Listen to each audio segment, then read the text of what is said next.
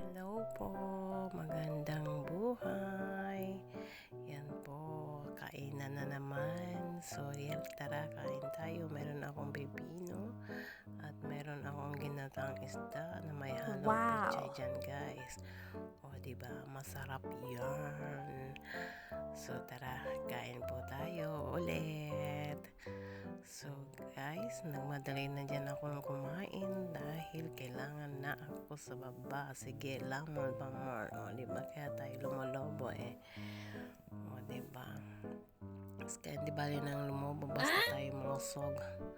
At may laman ang tiyan, hindi nang gugutom. So yan guys, yung mga damit na natapos na pinakita ko sa madam ko. Dyan yung mga tapos na yan. So, at may nakalimutan ako, balik ulit ako guys. So, yan po. At may nakita ko dito parang ano siya, electric bike na gaya sa atin. O, di ba? Akala nyo dyan lang. Mayroon din dito. Usong-uso din yan dito sa Oman. So, ako'y nasa chef na guys. At dahil babalikan ko yung aking trabaho na paglalagay ng beach guy.